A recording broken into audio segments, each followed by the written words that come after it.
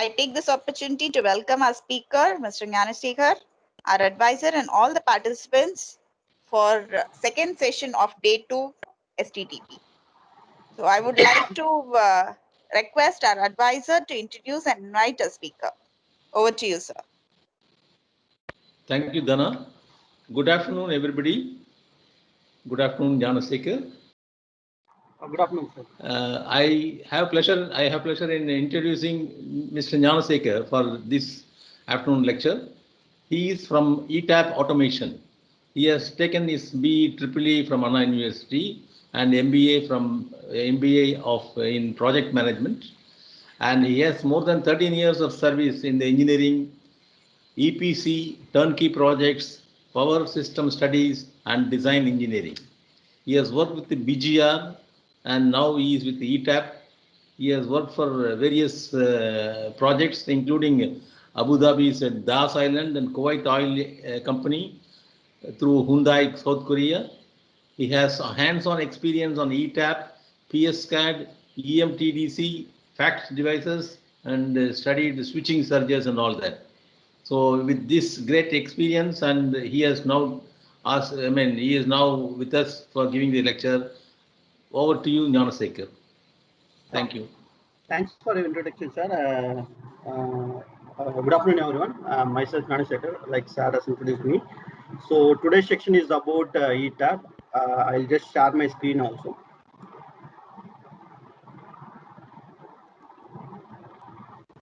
So I hope everyone can view my screen, right? Hello?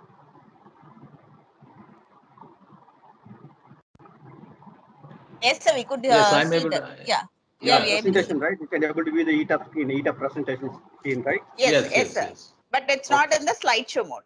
Okay, fine.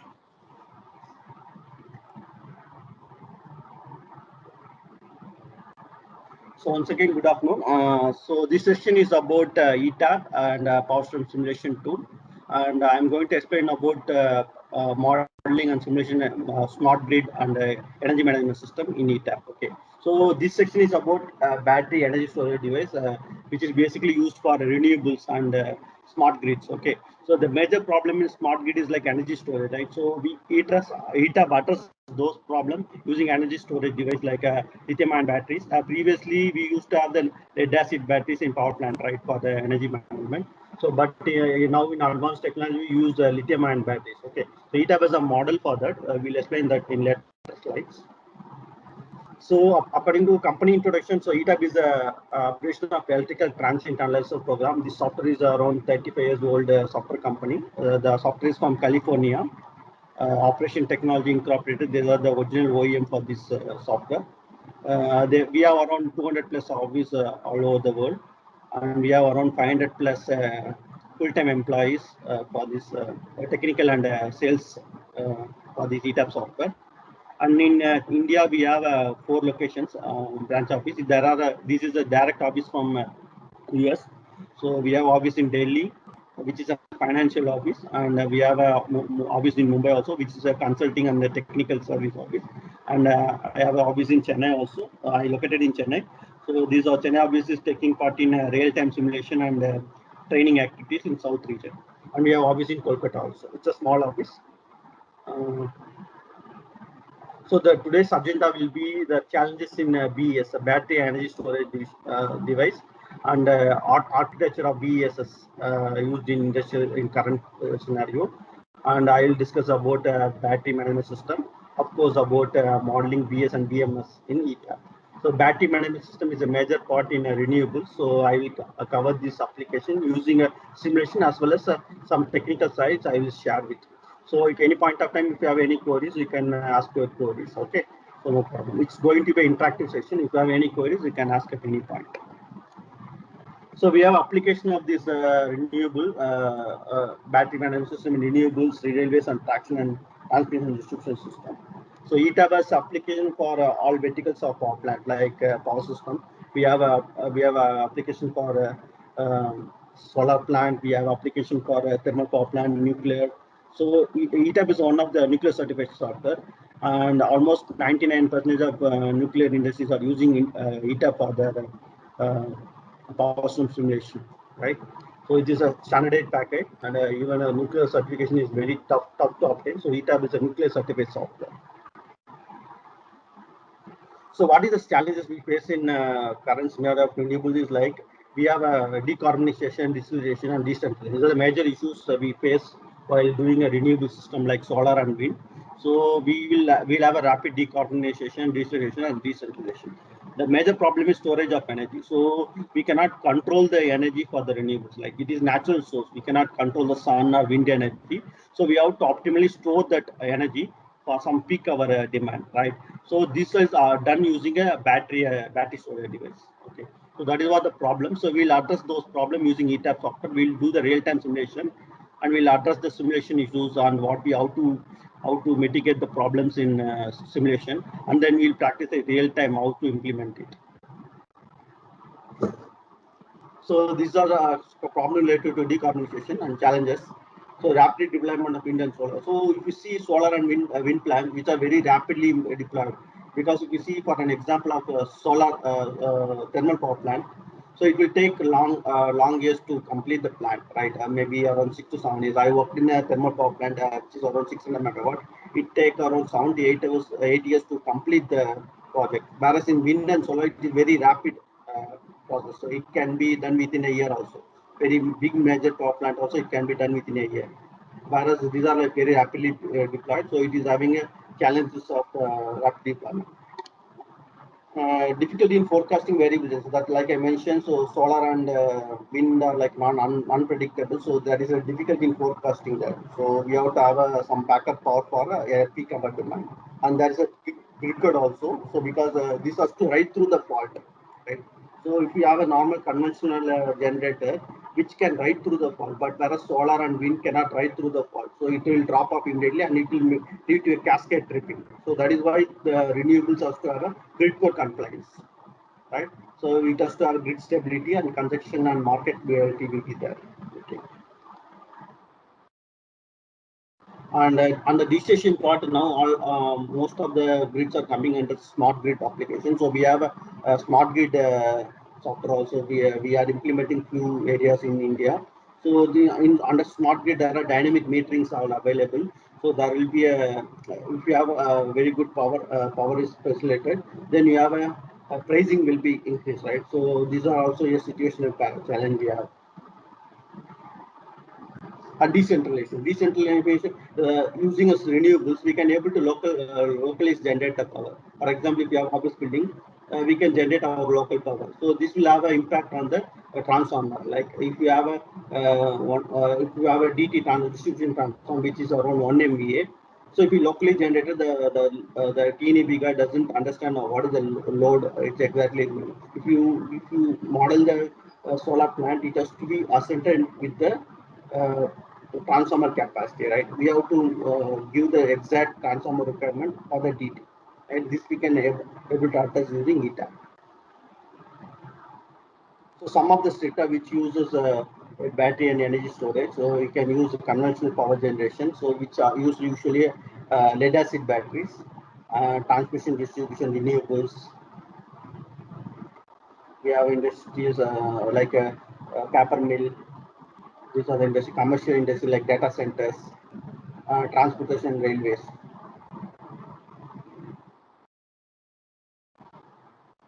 The benefits of renewables is like, like I mentioned before, it's having renewable smoothing, right? So if you see the yellow line, this is a solar energy, right? You can see the curve on the left hand side.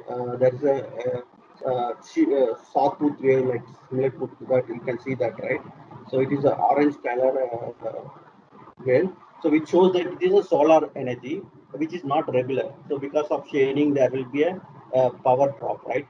So this kind of application, we have to use battery as a backup power. So it has to smoothen the drop in power, right? So the blue line is a smoothen power, but because of the battery storage device. Okay, so this renewable will always have a backup power from the battery, and that too in lithium-ion batteries will be there. So we can design that in ETAP, and we can have this smoothing up, whether it is smoothing that renewable power output deviation that can be done in ETAP. And we can have peak energy demand. So usually, if you have a peak demand, the grid will charge extra for the peak demand. Okay, So we can able to, for the peak power application, we can take some of the power from the battery to have a reduction in power, right? To have a electricity bill reduction. So we can do that, and also grid stability can be improved using a battery management system.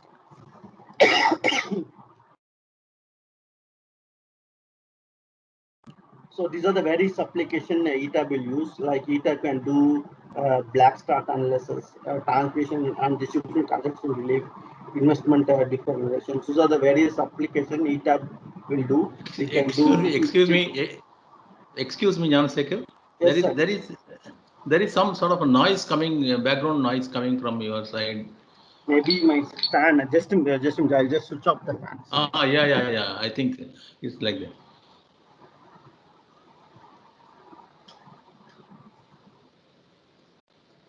It is now. Right now, sir. Now it is okay. Now it's okay. I think. It's good now. Now it's okay, sir. Now it's okay.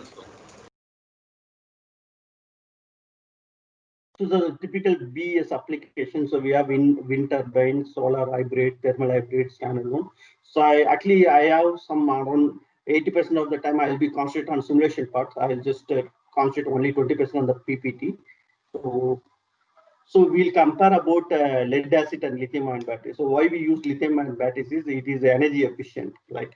So we can use up to 80% of the usable power. Like if you have 100 Ah, we can use up to 80 Ah of the capacity of the battery. Whereas in lead acid, we can use only 30 to 50%. Okay, there should be some reverse capacity of the lead acid battery. So whereas in lithium ion, we can use up to 80%. Okay, life cycle is around 2000 to 5000, whereas in lead acid it is 500 to 1000.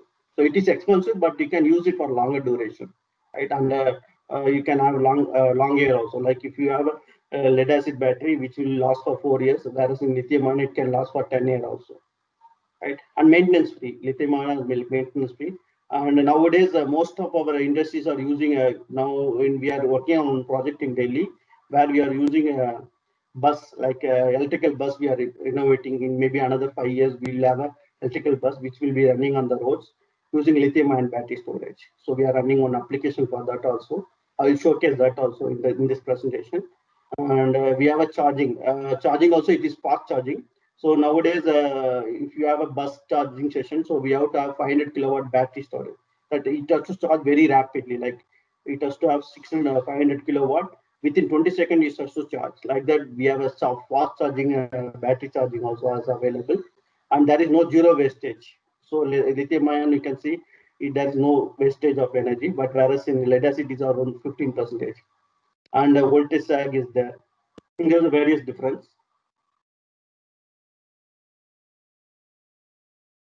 I show this part in my ETAP software.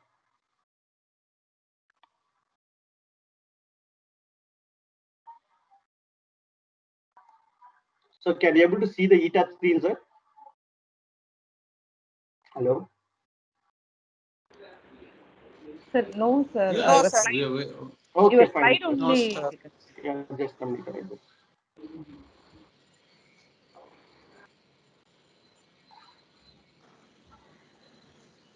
Just give me a minute. I'll share the screen. If you have a problem in the Teams, I need to share each and every screen one more time.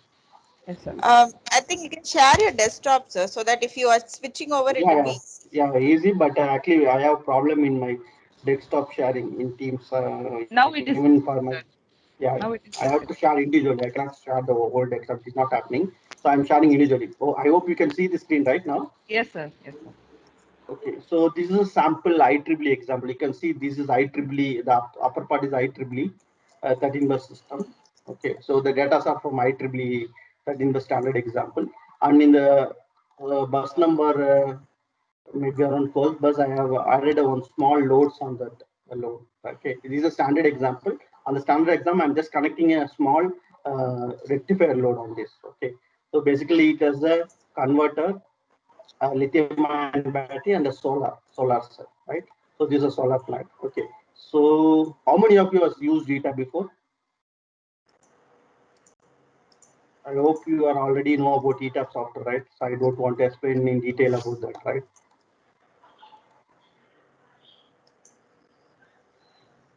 Okay, fine. So you can see I have built the system using edit mode. You can see this is my edit mode where I can take the components and drop the components in the work window, and I can go in any components. I can double click and enter the data of the equipment. Like for example, this is an induction machine. Okay, so here I have entered the data of the motor as 170 kilowatt.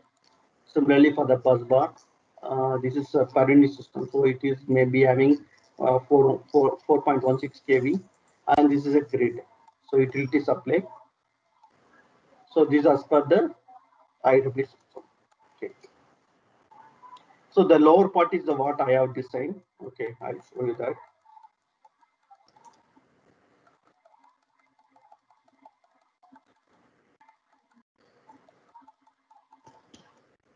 Okay.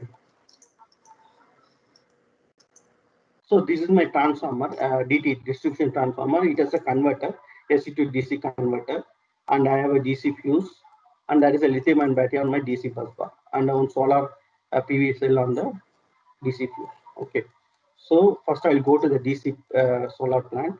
Here, in this I have a PV curve of the solar, like PV and IV curve. So basically it will have power output on the MPPT. So maximum power point will have output of the solar, right? And PV array, how many number of arrays I have? 8 number of, 7 number of panels in series and 58 number of panels in parallel. So total power will be around 131 kilowatt DC power, and in terms of amps, DC amps, it is 506 amps. Okay, so total number of panels is 7 into 57, it is around 399 panels. Okay, so total DC output voltage is 260 volt. So according to my panel arrangement, I have my output, and also I have a irradiance. So if I have a sun energy as 1000 centimeter square meter I have, so I have a 130 megawatt power, right, kilowatt power, right.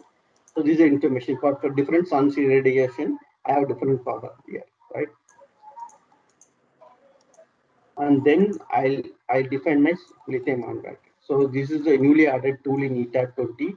So previously in library we have only lead acid battery. Now in ETAP 20, which is a latest version, we use the lithium-ion battery. So if you go to the library, so ETAP has the advantage of using many manufacturer libraries. So if you go to any relay or any particular manufacturer, ETAP has a library for that, right?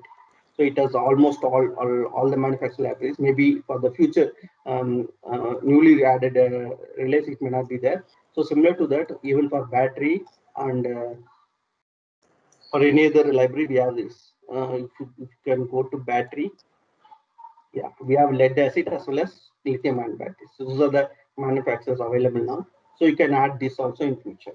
Okay. So I'm going to use a lithium-ion battery. So if we can go to edit property, we can see the battery characteristics of the particular battery, right?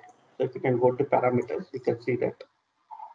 So basically, the vendor has to give you the discharge parameter, discharge characteristic. So if the current is drawn by this load is so much, how will be the battery characteristic? So this has to be given by the manufacturer, and also they have to give the end cell voltage. So these are the rate of charge or different charging current and discharging current, right?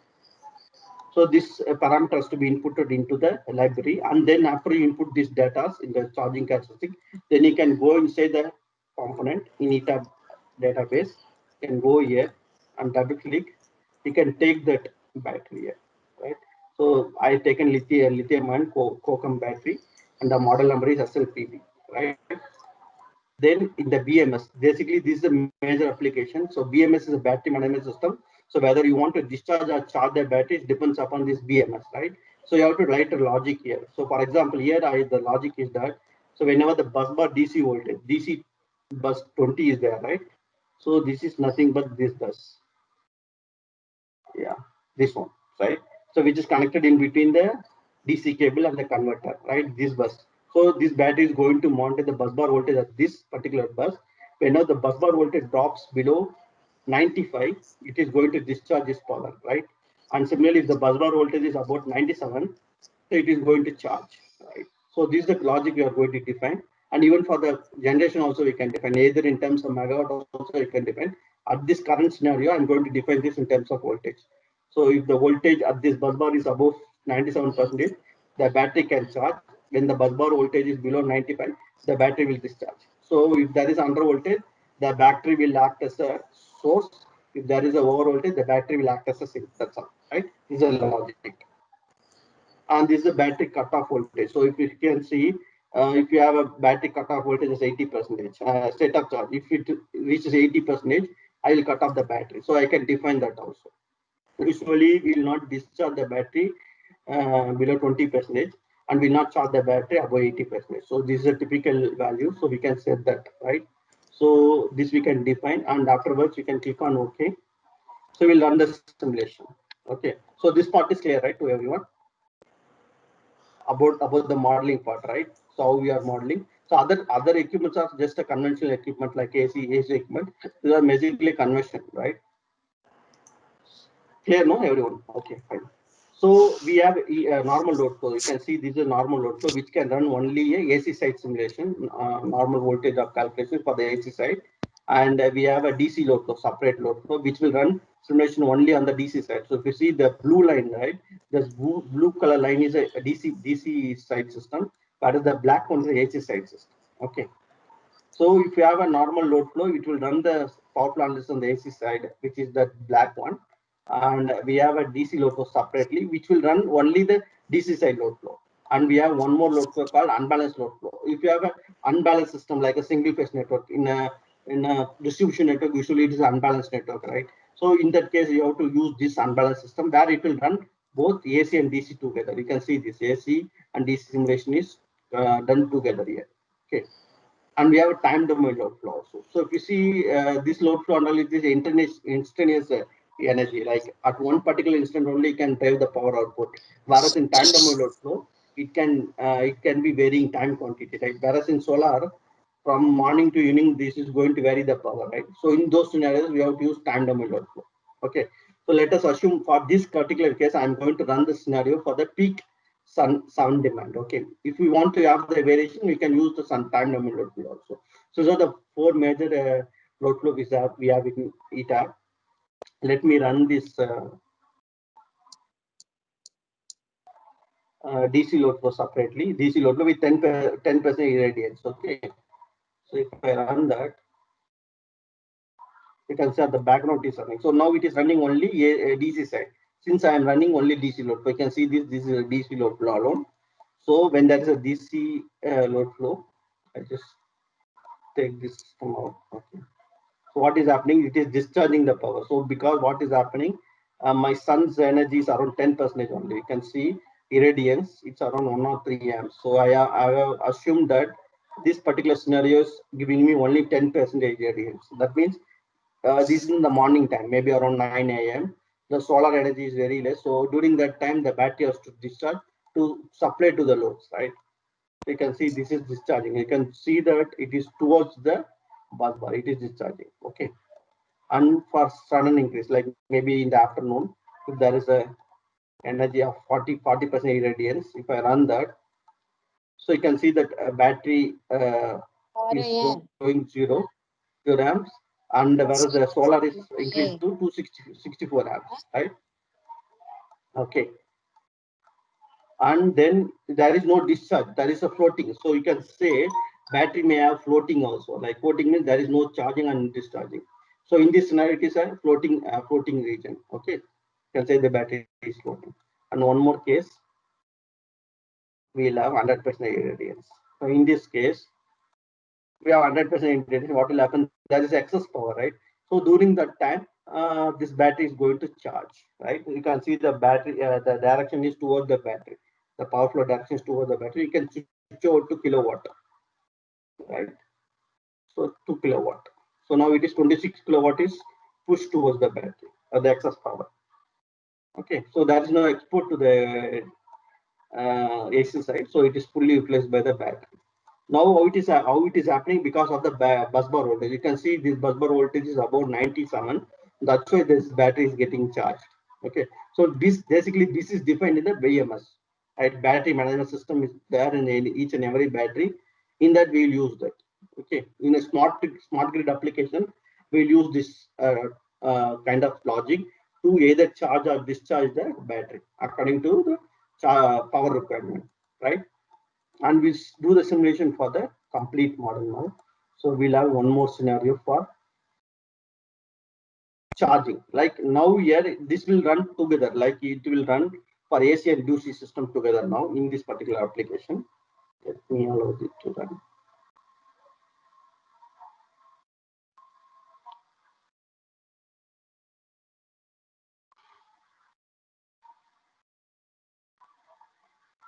I can see now my AC system and DC system is running together, right?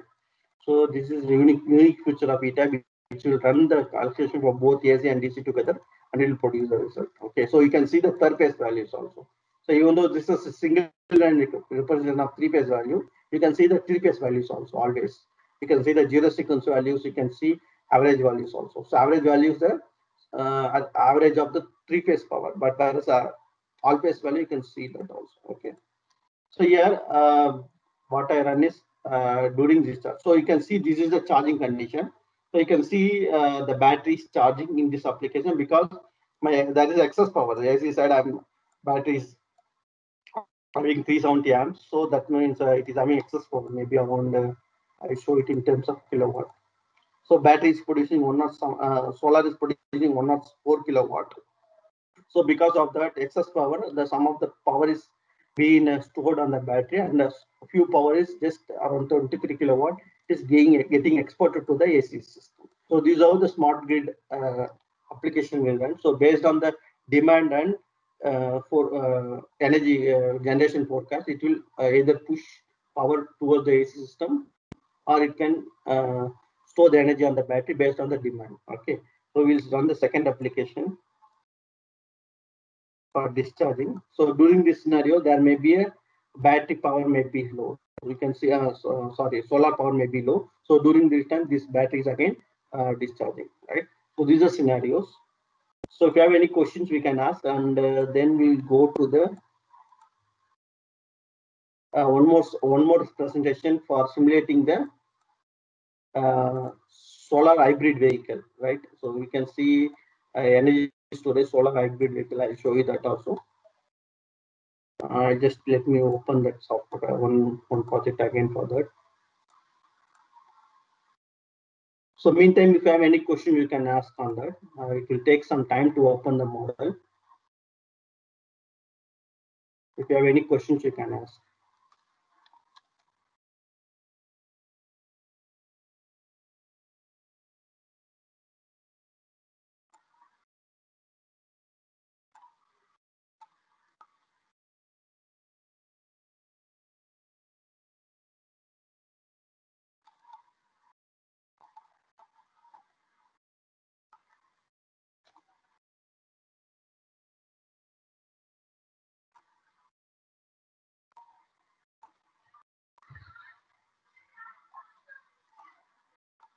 So I open the model, just give me a minute.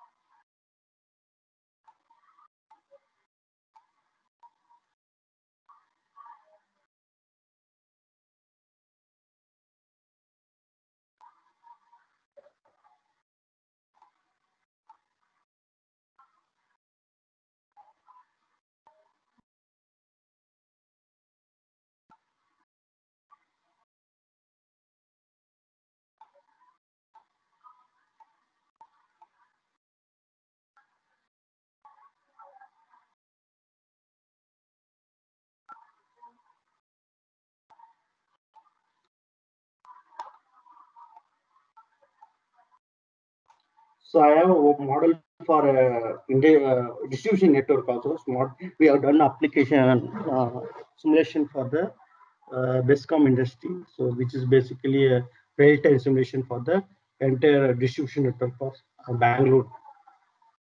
Okay, I'll show you that model also.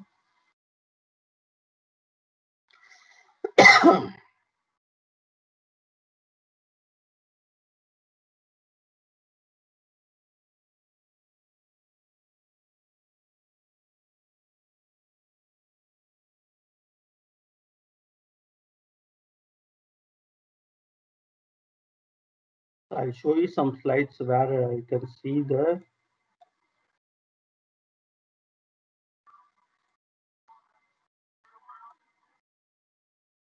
our traction network also. You can see this is my traction simulation. So you can see traction substation. So trains are running on this side. You can see that power flow when the train is running. Okay.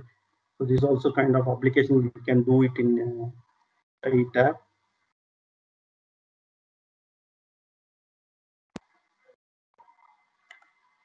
So just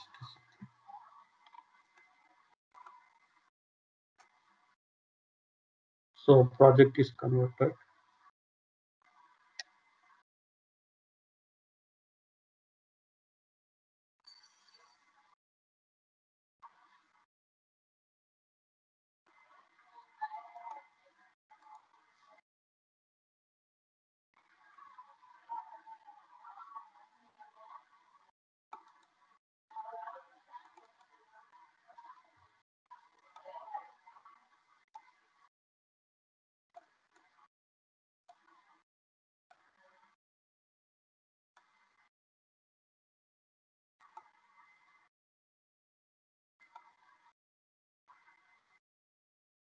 So it takes some time to open the software because this is a huge model, right? So it is opening on the background. So that's why I'm waiting. Meantime, if you have any questions, you can ask.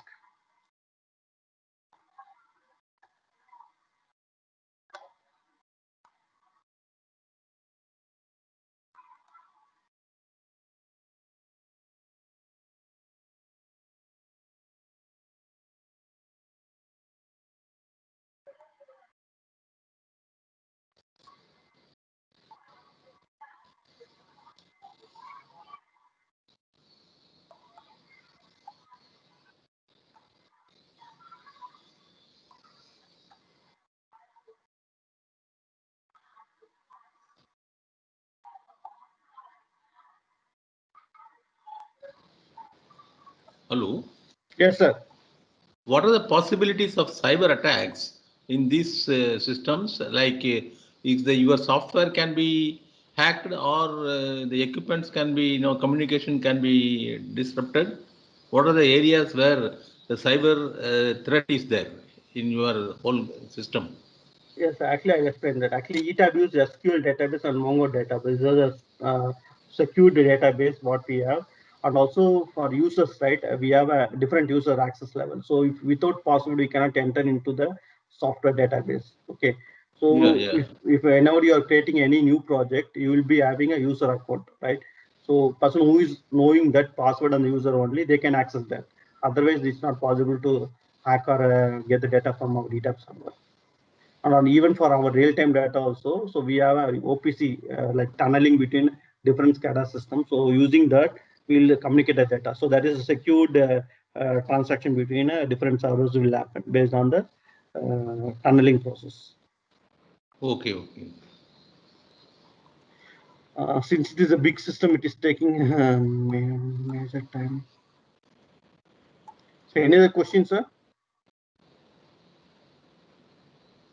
And you can see this is a, you can see the screen, right? This is a BS mounting and control system. We have hardware also for, we have a Tesla system also, Tesla hardware also.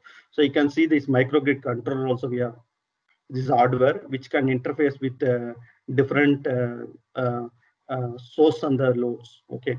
So according to the load and energy demand, it will try to match that based on the frequency. It will try to match the load and energy demand, and it will produce output. It's a newly added hardware which is available in ETAB office. Right.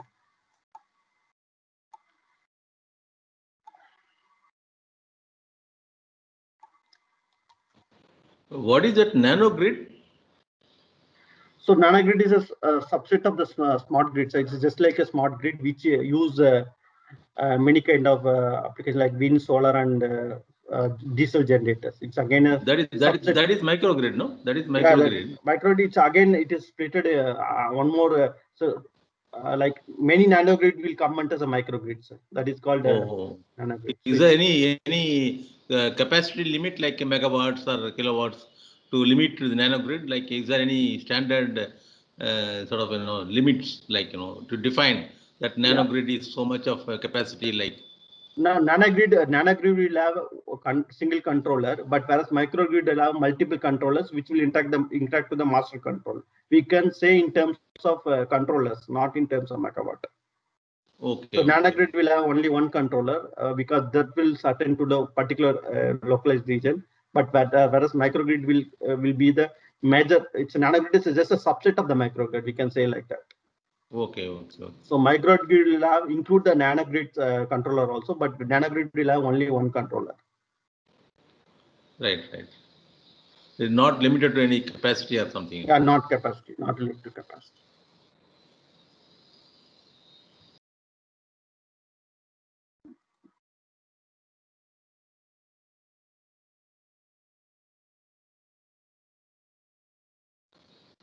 What is the sort of maximum battery energy storage system, the storing capacity we have in India or anywhere you have handled? In thermal plant, I used to have 2 kV, something around. It's like 2,000 square feet room we will be having. So in thermal power plant, I know, but about renewables, I'm not sure, sir. I didn't work on major project. Maybe you have to check with the people who are using big size plant. We have to check that. It's slowly coming. Actually, in future, no, the energy will be fully renewable energy. So now government is saying that you have to cut down the CO2. So in future, maybe another 10 years, most of the vehicles will be solar only, solar powered, and each and every building will have a solar power. Right. So in future will be the renewables only. Okay. So but this battery usage, will it not be toxic to the environment? Like ultimately, when we are shifting from one to another, always there is advantage and disadvantage. And especially when you bring in a lot of batteries, lithium ion and other things, lead acid, there will be environment pollution and ecosystem degradation will be there, is not? Yes, Ultimately. actually now there are some around maybe around 10 type of R&D are going, like different directions they are going, like which shows that there are other batteries, other devices also available to store the energy. I show you some Windows videos which shows that there is a storage capacity using there is a building during excess power, high tall rise building. During excess power, they will lift the heavy weight on the top of the floor. During energy demand situation, they will slowly bring down that weight to the bottom. Like that, they will have a different type of storage also available in future. And also this lithium ion, there are R&Ds going on to reduce the toxicity and also to make this cost reduction, because these lithium ion batteries are very expensive, and that is why it is not used widely. And in future they will have some kind of R&D, some kind of advancement, so that the energy and the cost will be very less, and also the toxicity level will be reduced. Compared to CO2, this lithium ion is percentage it will have lesser CO only. Toxicity may be lesser level.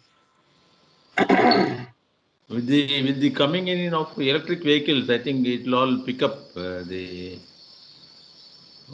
sort of the requirement of batteries quite heavily. Yes, sir. Yes, sir. So you can see the setup screen. This is a smart grid renewable application. What we done in Bescom. This is a real-time project which was implemented in the Chamundri Electric. So I'll show you that. So if you see, this is a substation SLD. You can see the setup screen, right? So there are two substations here, and if you see a normal ETAP will have a online view, but whereas this SLD will have a GIS view. GIS is a geospatial information about any particular equipment. So if you see, this is in distribution view.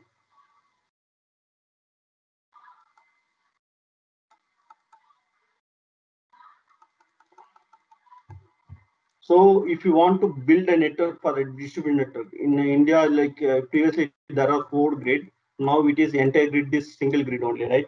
In future, we are going to connect a grid between continents. So there will be only one grid in future between continents. We are going to connect the grid. So here, this is like south one particular area. power distribution of the particular state. You can see this, right? So you can see to build this network, it will be very difficult to draw in single line diagram, right? Whereas if you have a GIS map, geospatial information about the transformer poles, DT, and the load, so energy meters, you can directly import to ETAP. So no need to draw the SLD. Along with the data, we can able to import the information, like what is the length of the cable, what is the length of the line, so poles, transmission lines. This we can import using data exchange. You can see this is my data exchange tool. So we have a different data exchange from legacy software. We can able to import the GIS toolbar. You can see we have an import from S3. These are basically a GIS software. So they will have a database about their GIS network, KML, OSM. These are the different software applications which will have the database of the GIS, and we can import those database into ETAB, and we'll do the simulation for them. Basically, these softwares are asset management software. Okay, but database is simulation software. We use that model, and we'll try to do the simulation using electrical system. Okay, I'll just zoom into any particular network. You can see these are like small street in that particular network. So you can space Google Map also began. Okay, so in a small street, this is a small particular load of that consumer. You can see this is a load, green one. And the black line is a single phase load, and the blue line is the three-phase load, three-phase line.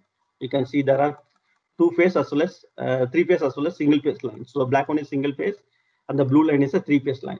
So you can run a smart grid load flow analysis here. So you can go to the unbalanced load flow here. You can run the simulation, and we can create the single line diagram for this GIS also.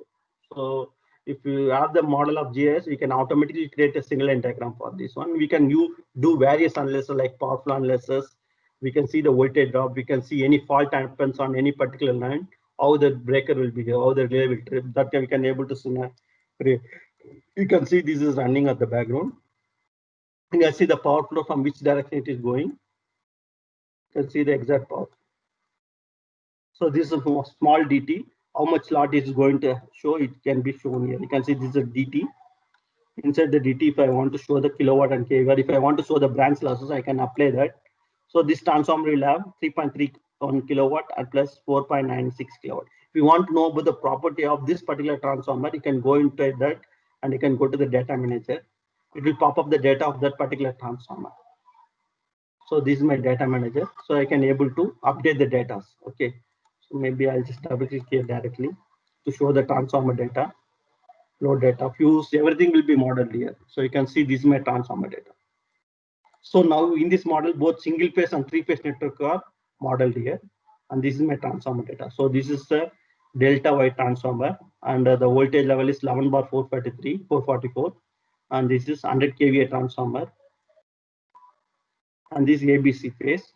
This is a transformer built. Okay, so if you want to know about any particular component, you can double click and you can show that component here. Okay, so this is a normal balanced load flow, unbalanced load flow, where you can see the power flow and the voltage drop at different location.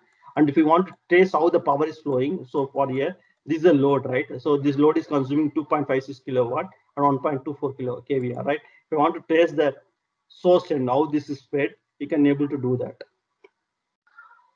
Trace route. Trace feeder, you can do that. Just trace feeder, trace route. So I want to show the source side. Which source is showing the power? I can able to do that. So if we zoom out, it shows the power is flowing from this direction. So for this source, this is my sending in. So you can show that the source is from different location. So this is my substation. You can see there are different loads available up to this point. It may be in 100 kilometers. But this load is fed by this substation available at the extreme end. You can see this is my substation. So you can see the highlighted point, right? Highlighted blue line, right? Shows that this load source is feeding my load, right? So you can see that. These are the two substations which is located in the extreme 100 kilometer away from the load, which is feeding the power. You can see the power flow of this particular section also. You can see this is my power flow. So these green lines are nothing but the substation. And these are the feeders inside the substation. This is the total power output of the source. These are the two sources which are feeding the loads to the entire network here. Okay, and you can see the different values. Like if you want to show the kilowatt, kVAR, amps, substation line and voltage drops, right? So you can do that. And we have application to run FMSR, like FMSR is fault management and system service restoration, right? So whenever there is any fault happens on any network, the ETAP will suggest to the shortest distance to clear the fault and to redo the transmission line to the other network using a FMSR. Okay. So if, for example, if there is a fault management, so there will be a crew to do the service of the faulted point, right? What I will do in the eddy steady case, FMSR, I will just insert a fault, three-phase fault or any type of fault I can insert. So I'll just insert a fault here.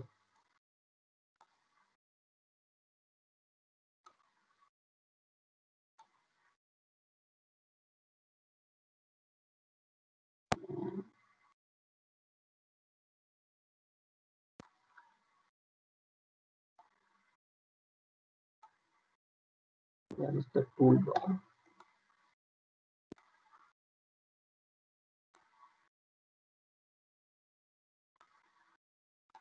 I need to reset the toolbar. Just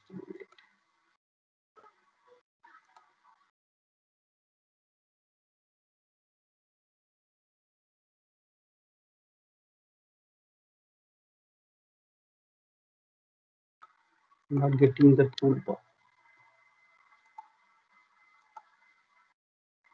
Maybe it might be hidden there. So this FMSR is there, so you can able to run the FMSR that it will show you how much customer is lost because of the fault and how much customer we can recover if we redo the power from through other network. If you have a CAS like radial system, we cannot do that. Whereas in a distribution network, most of the network will be ring main system, right? We can reroute the power, so we can able to recover part of a network using a FMSR. We have a switching optimization tool also, which means that you can optimize the power flow using a voltage drop or maybe using a optimal power flow. We can use overloading also. We have a voltage stability analyst also here. So there are various tools available in smart grid application. So you can use volt VAR optimization. Usually we have to optimize the voltage based on the VAR application. So if we have a higher VAR, then you have to optimize it accordingly using volt VAR optimization. So you have to change the tapping of the transformer accordingly, right? And we have a RAMS, reliability studies also, power quality. You have to improve the power quality of the distribution network using reliability. So you have multiple networks, so then the redundancy of the network will be more. Okay, I'll show you one more slide, one more presentation. So just give me a minute. Hello, hello, hello, hello, hello.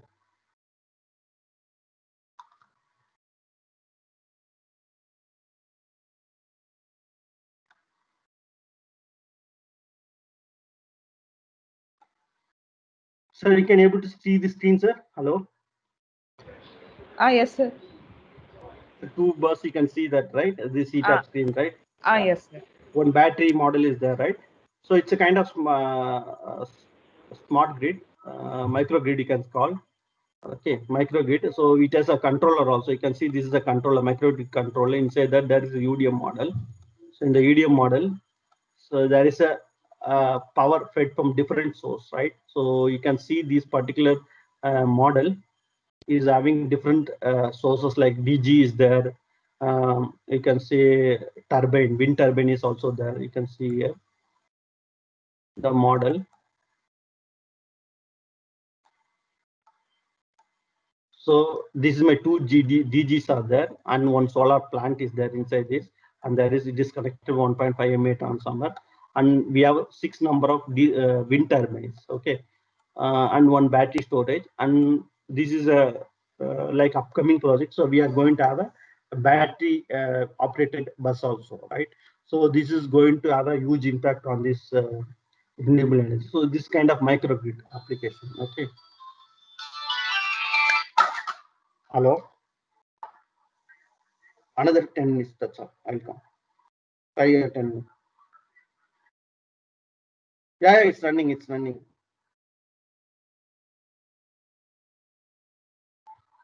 Yeah. Just give me 10 minutes. I'll come. Okay. Sorry. Okay, you can see this inside the battery. I have a battery management system. This battery will give a power according to my power output. Okay, so for example, if the frequency of this particular bus bar is going below certain range, the battery will give a power output. Okay, so this is my controller. You can see the controller, right? Maybe I'll just share the screen one more time. Okay, so this is UDM controller. UDM controller is nothing but it will monitor the power of different networks. You can see there are 6 wind turbine generators, right? And one PV cell also is there. So it will monitor the power of the renewables, and based on the renewable power output and based on the frequency of the connected bus, controller bus, it will put output power, right? If the frequency falls below the certain level, if the demand is more than the generation, then the frequency will drop, right? So according to the frequency drop, this controller will activate the loads, or maybe generation, whether it can able to boost up the diesel generator, it can do that. Otherwise, it will trip the loads. Like uncritical loads, it can trip. So you can see this is power sharing control and load tripping control is there. So based on that, it will activate. Just I will close this. I will run the scenario. Okay. So what I'm going to do in the transient stability model here is, so at 1 second, I'm going to close this breaker. Okay. So let me open that. CB14. Okay, this CB14 is going to be closed at 1 second, and it is going to be there in 20 seconds, and after that it is going to break. So that means there's a sudden interest current which is going to happen because of the charging of this particular bus station. Okay, bus is going to be charged. The load may be around 200 kilowatt. Okay, it's a compact battery available on the bus, so it will charge it. Okay, so when I run that, so I'm running a transient simulation.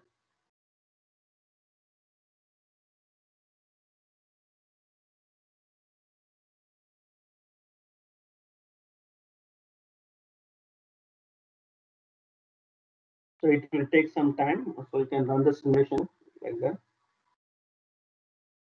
So whenever there is a fall in frequency, because the bus is going to impact the load, right? The excess power has to be supplied by the battery, right? These renewables and wind turbine cannot provide that power, right? And also there is no external grid is available. So there is no external grid. So this battery is the only source it has to ramp up. Okay, you can see the power flow here. What is happened? So you can see that at 1 second, I'm closing this breaker. You can monitor this bus bar breaker. At 1 second, this breaker is open, and you can see the power flow in the black color. So before 1 second, everything is normal. So whenever it is normal, the voltage is 100%, frequency is 50 Hz, then there is no problem in the system. So it is shown in the green color. When there is a breaker closed, there is a sudden under voltage and frequency fall will happen. And slowly the battery will just going to charge like discharge because of the excess power, because of the controller, microgrid controller, try to push the load. You can see the battery power is increased, right? That is discharging. So because of the discharge of the battery, the excess power is made by this battery, and the load is going to be fed accordingly. And this microgrid controller will take care of that particular scenario, because it is monitoring the frequency and it is adjusting the load and the generation according to the demand. Right, so we can do either load shedding or ramp up the generation. So we can do ramp up generally on the diesel generator. We cannot do anything on the wind turbine and the solar, right? So this is what happening in the microgrid. So basically, this is done in the microgrid controller. This is a control station. Okay. So any question on this part, sir? So we can able to understand what is the use of this scenario is. We can able to understand whether the system can recover or not. That is the main motto. So we can able to simulate the exact scenario, and we can predict the hardware requirement, how much power we have to produce, how much battery capacity of use, that we can able to predict using the simulation. Okay. Any questions, sir? We have another 5 minutes. I need to go for one more meeting at 1. Participants, do you have any questions? You can unmute the audio and ask, or put it in the chat box.